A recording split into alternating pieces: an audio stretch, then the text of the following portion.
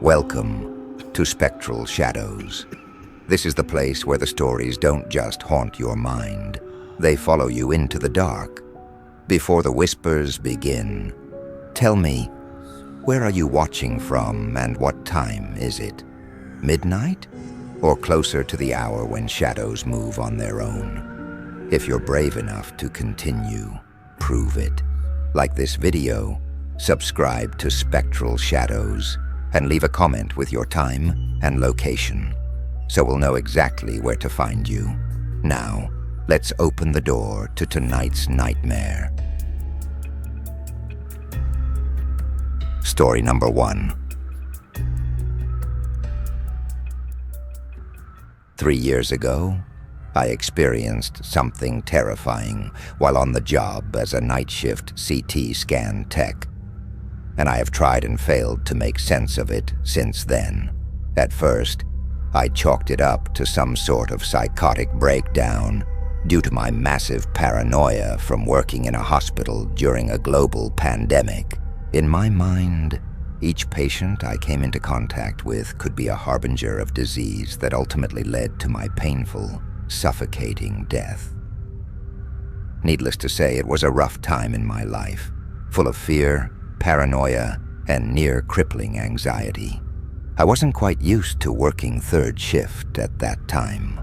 Many of my co-workers were getting up there in age, so most understandably took a leave of absence during the beginning stages of the pandemic for their own safety, leaving the younger, healthier of us, aside from myself, to take the reins for a while until things got a little more under control. This mass exodus resulted in quite the schedule shift for the remaining few of us, forcing us to pick up hours spanning across all shifts. At first, I was able to convince myself that the strange occurrences were due to stress and a chronic lack of sleep. But after 3 years and a career change later, my doubts are beginning to creep in. Up until the moment the incident occurred, that night wasn't really any different from any other night. Spurts of chaos followed by long, quiet lulls of nothingness. Those stretches of time were spent sitting in a dim room, watching a show or movie on my phone, and fighting away the ever-increasing weight of my eyelids. Around 3 a.m., I saw 2 orders pop up on the screen, 1 CT scan and 1 X-ray. I muttered some profanities under my breath as I used my feet to scoot my chair over to the computer. I wasn't happy that my break was clearly over, but I appreciated that both of the orders were on the same person, and both were quick and easy. Then I looked at their age. Fuck, creeping up on 90 years old. Don't get me wrong, I'm not ageist, nor do I dislike the elderly, but it could be difficult moving them over to the table when you were by yourself. I hope they're a walker, I said to myself as I moved to set up the room. A few minutes later, I found myself wheeling the patient down the hallway in their stretcher, monotonously explaining the ins and outs of this quick exam for what felt like the 100th time that day. I could tell she wasn't really listening, but what's new? Most people didn't listen. Instead, she was mumbling on and on about how excited she was to go back to school, shopping with her grandma once she got out of the ER. Considering her age, I would say her grandmother had been dead for quite some time. Confused, I just went along with it and asked the patient, simply out of curiosity, what year it was. 1944 was the answer. I went along with it and acted excited along with her. No point in ruining what was clearly a dementia-laden good memory. The patient was still happily chatting away as I wheeled her into the room, me nodding and agreeing to everything she said as if it made sense. I spun the stretcher around so that she would be lying anatomically correct for her scan, and laid the head of the stretcher down. The talking abruptly ended mid-sentence as I turned to shut the door. Odd, sure, but not anything surprising given her condition, so I brushed it off with a shrug. As the door latched into place, I jumped and let out an embarrassingly audible gasp. as I turned around and found the patient sitting up and pointing, wide-eyed, to the corner of the room, just behind me and to my left. "Who is that standing there?" she asked me. "What's that?" I asked. "I don't see anyone. No one is there." A little freaked out, I decided to probe a little more. I tried to rationalize. Maybe she had seen a nurse or a doctor walking down the hallway as I was closing the door, so I asked her what the person was wearing. Were they wearing scrubs like what I'm wearing? I probed. The patient shook her head slowly back and forth without saying anything, her bony finger still unsteadily pointing to the corner of the room. My blood ran cold. I knew I wouldn't get anywhere with further questions, so I gently pushed her arm down and helped her to scoot over to the table. The scanning process was kind of a nightmare. What should have taken me 2 minutes took me 10 because the patient kept trying to lift her head up and to wave to the invisible figure in the corner of the room. After several reminders to hold still, I got a decent study done. Now on to the next exam. One simple X-ray, and I can get her back to her room and not have to deal with the creepiness anymore. The walk down the hall was a long one. Quiet and eerie on a normal night, the seclusion of the hallway offered not even the tiniest bit of comfort. Each giggle from the patient echoed down the empty hallway as she looked around for her new, invisible friend. "Where did he go?" she asked. I let out a nervous shrug and told her that I didn't know. "Maybe he had somewhere to be," I said, as I was nervously scanning the hallway for anyone or anything that shouldn't be there. The bright hallway lights faded as we inched toward the dark bay outside of the X-ray room. A long curtain hung lazily from the ceiling to section off the bay area for privacy, the bottom dangling 3 or 4 inches above the white linoleum.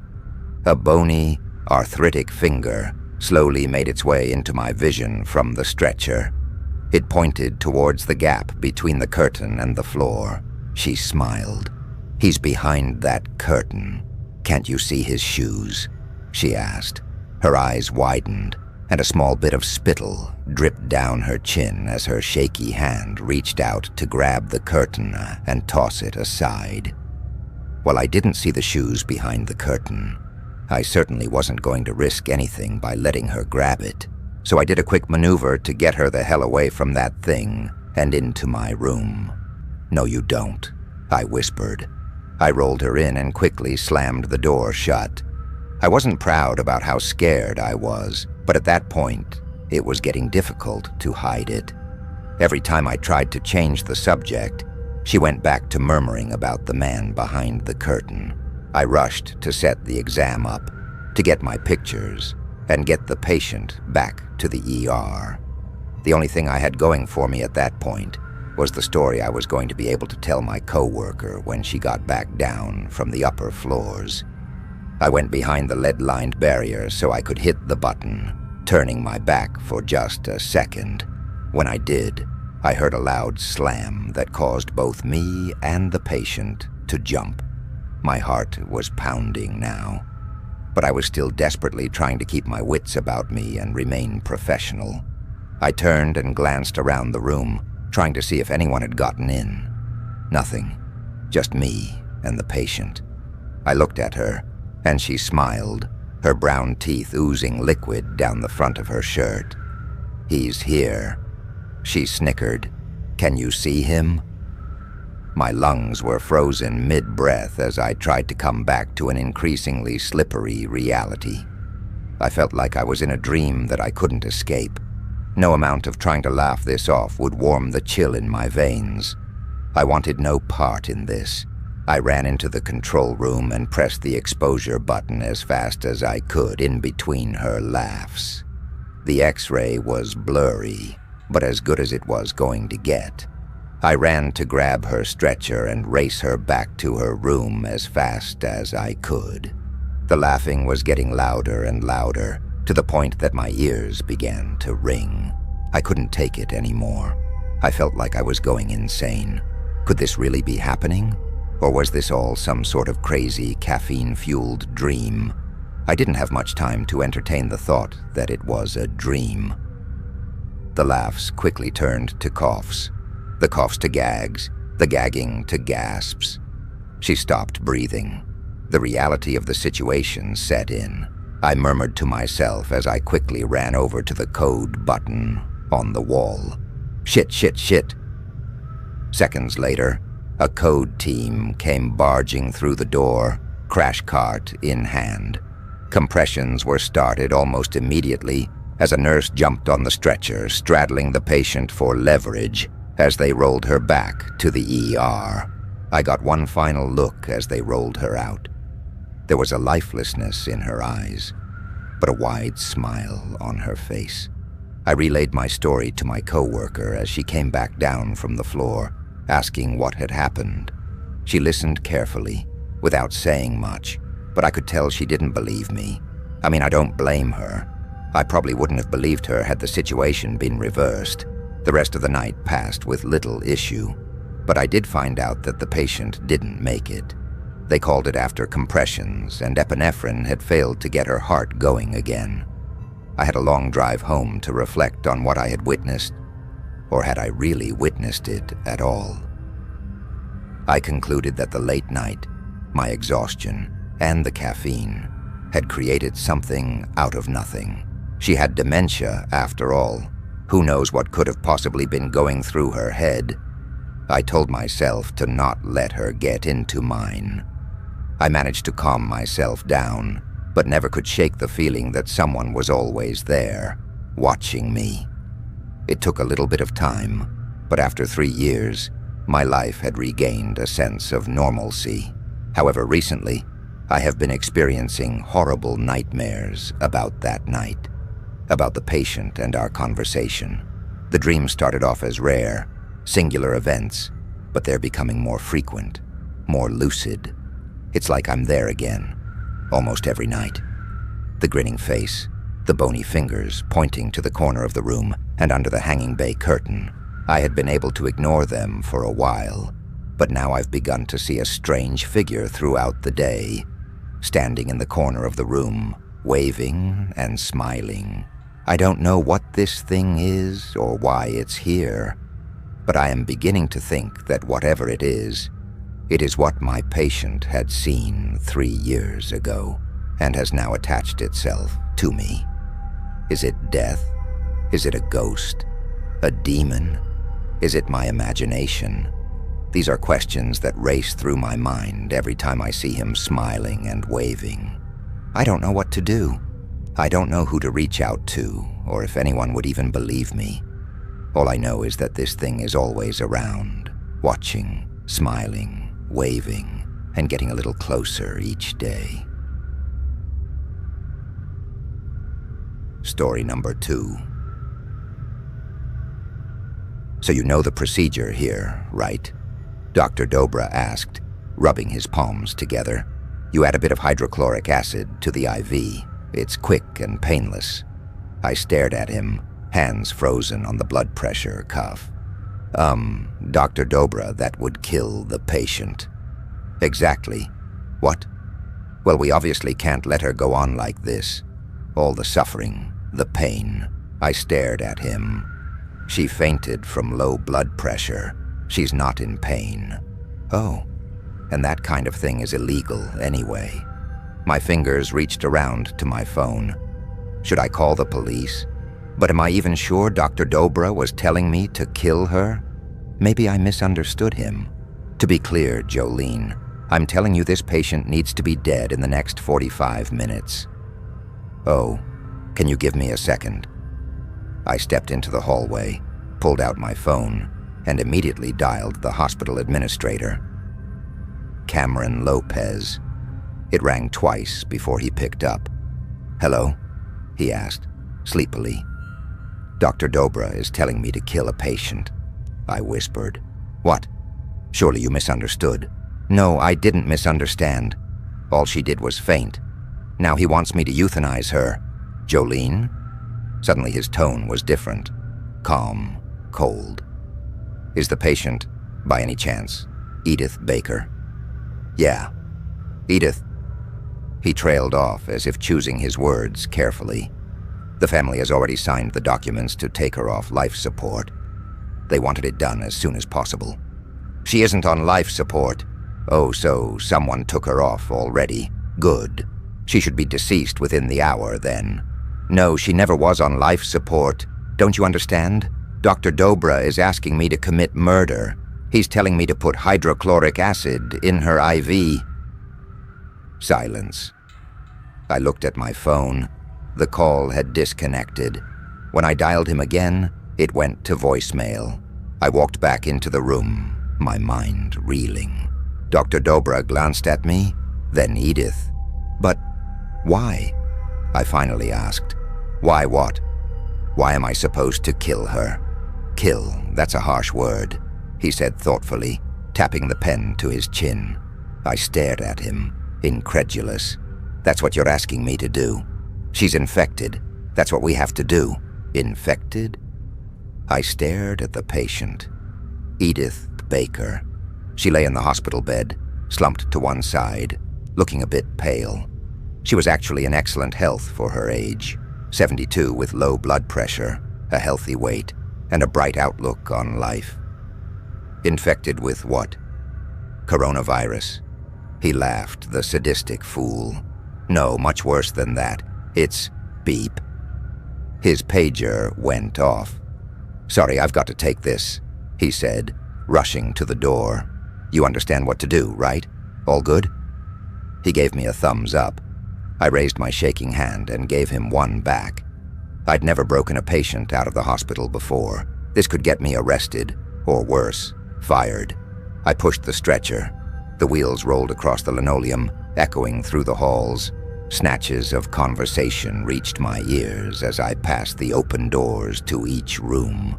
When I saw Dr. Johnson standing near room 400, flirting with another nurse, I kept my head down. He didn't notice me. I made it to the back doors. With a few clumsy maneuvers, I managed to keep the doors open long enough to roll her out. Then I pulled her down the ramp and started across the dark parking lot. Something grabbed my arm, hard. I whipped around. Edith was sitting straight up, sheet wrapped around her waist, hand gripped on my wrist, squeezing tight. Edith? I stuttered. She opened her mouth. For a moment, no sound came out, just her blue eyes blazing into mine in the darkness. Then a voice. Mommy, I'm scared. It was the voice of a little girl. Mommy, please, I'm so scared. Every hair stood on end. I tried to back away, but the old lady only gripped tighter. My mind raced. I glanced at the door of the hospital, but it was quiet. Closed. Of course.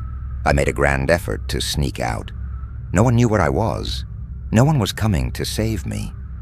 Everything will be okay, the woman said, in a young woman's voice. Everything will be okay, sweetie. Tears welled in my eyes. I tried to wrench my hand away, fighting with every ounce of my strength. But Mommy, I'm scared. Please stay. I can't. But I promise you, everything will be okay. The woman stared at me, her eyes sunk deep into her head, her old mouth stretching into a grin. She canted her head, examining me, watching my reaction.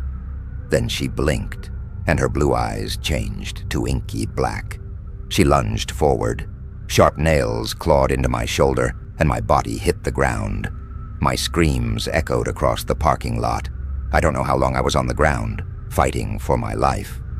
But when they finally pulled her off me, blood stained the asphalt, and the old woman was running towards the woods, hospital gown fluttering behind her. "Damn it, Jolene," Cameron said, helping me up. I thought I was perfectly clear on the phone.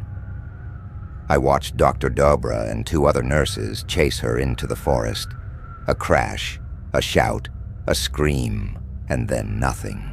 "I'm sorry," I said, rubbing my stinging shoulder. "I understand now why you told me to kill her." And I did, because the woman's voice was my mother's voice.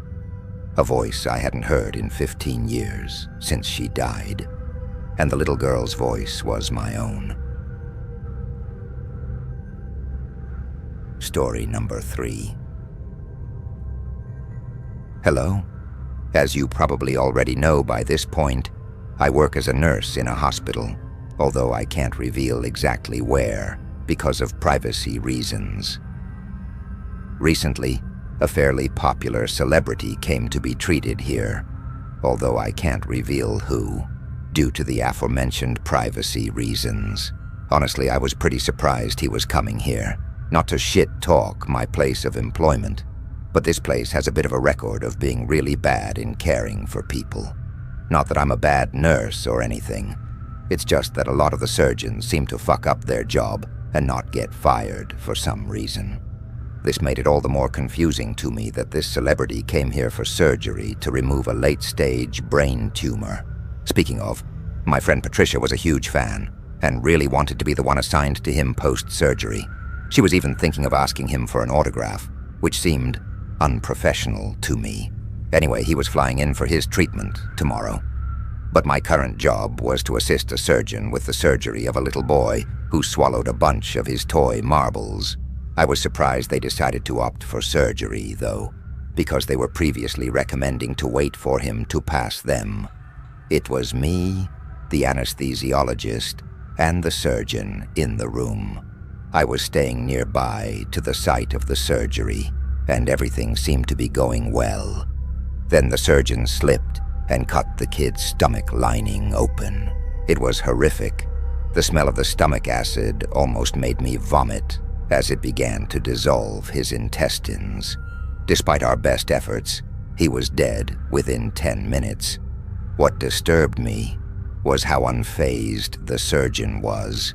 After we failed to save him, the surgeon left to break the news to the parents almost immediately after. I thought I heard the anesthesiologist mumble something under her breath, but I couldn't understand clearly. It was something about food. My shift was over, though, and I walked to the subway to grab some dinner, then caught the bus home.